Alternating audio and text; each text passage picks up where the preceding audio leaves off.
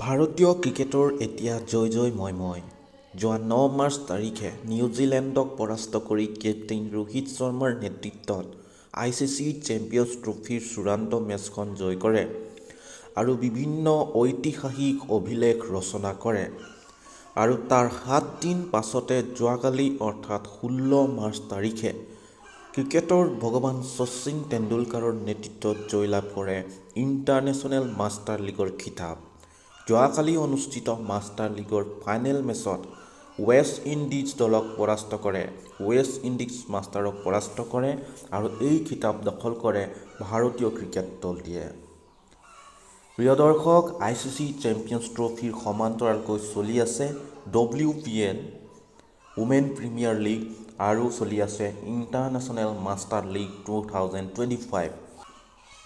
International master লীগৰ খেলসমূহত দৰ্শকসকলে উপভোগ কৰিব পাৰিছে তেওঁলোকৰ পচন্দৰ পুৰণা ক্ৰিকেট তাৰকা যেনেকৈ ক্ৰিকেটৰ ভগৱান শচীন তেণ্ডুলকাৰ, বিশ্ববিখ্যাত খেলুৱৈ Brian Lara, Yuvraj Singh, Shane Watson আদিৰ দৰে দেশী বিদেশী বিভিন্ন পুৰণা তাৰকাসকলক, যাৰ বাবে এই মেচসমূহ অতি ৰোমাঞ্চকৰ হৈ পৰিছে। আৰু এই ইণ্টাৰনেশ্যনেল মাষ্টাৰ লীগ 2025ৰ ফাইনেল মেচখন যোৱাকালি অনুষ্ঠিত হৈ যায়। ফাইনেলত অৱতীৰ্ণ হৈছিল ইণ্ডিয়ান মাষ্টাৰ আৰু ৱেষ্ট ইণ্ডিজ মাষ্টাৰ। ইণ্ডিয়ান মাষ্টাৰৰ নেতৃত্ব লৈছিল শচীন তেণ্ডুলকাৰ আৰু ৱেষ্ট ইণ্ডিজ মাষ্টাৰৰ নেতৃত্বত আছিল ব্ৰায়ান লাৰা। গতিকে দুয়োটা দলৰ মাজত খেল অনুষ্ঠিত হ'ল যোৱাকালি আৰু ভাৰতে অৰ্থাৎ ইণ্ডিয়ান মাষ্টাৰে 6 উইকেটত জয়লাভ কৰে। এই মেচখনত 149 ৰানৰ লক্ষ্য বান্ধি দিছিল ৱেষ্ট ইণ্ডিজ মাষ্টাৰে।